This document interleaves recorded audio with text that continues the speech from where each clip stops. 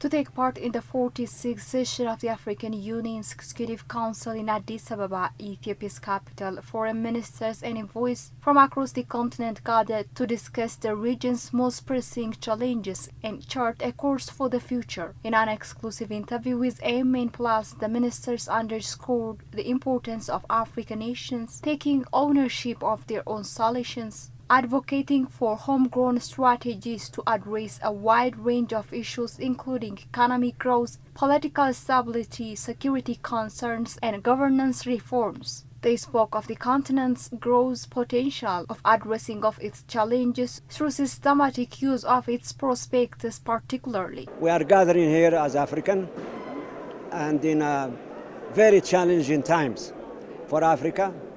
The Africans are unanimous to work together to let the voice of Africa to be heard internationally. We must take our responsibility in terms of resolving our issues by ourselves and to refuse the foreign intervention and foreign interference. We just emerged from an election in October, and this election, after 58 years of one party dominating, there was an exchange of power from one party to another, and the exchange was seamless and peaceful.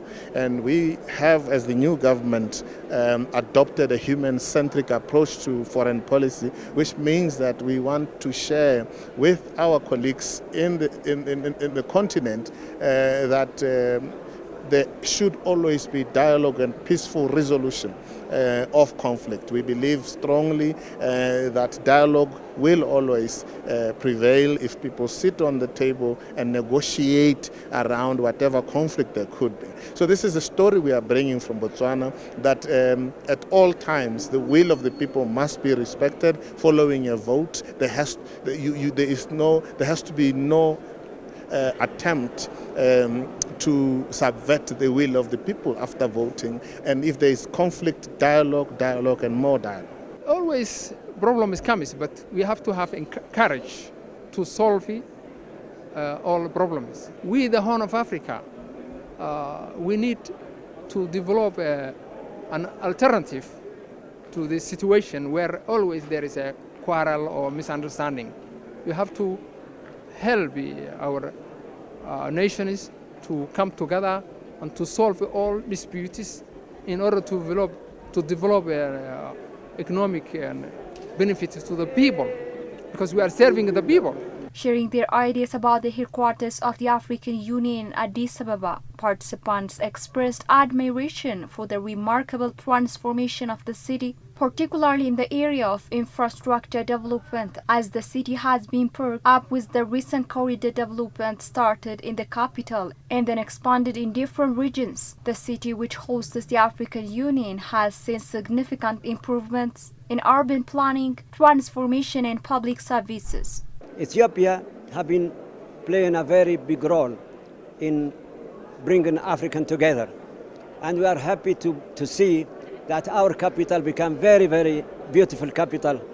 Addis Ababa, very, very nice country, very nice building, and I think that the people of Ethiopia deserve it.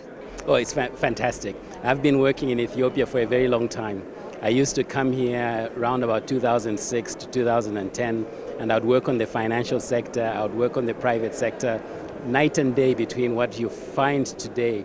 When I came here on this trip, I was amazed at Bole Road and the infrastructure that is there. This city is wonderful, the capital of African Union, the capital of Ethiopia. Addis Ababa now looks like it can be described the same. Addis Ababa, name, the new flower. It is like a flower, shining city, comparing with the past. Addis is good, a lot of developments, and I think we thank the people of of Ethiopia for the hospitality that has been extended to us. The Executive Council session reinforced the idea that Africa's path forward must be determined by its own leaders, with solutions that are deeply rooted in the continent's culture, history, and collaborative aspirations.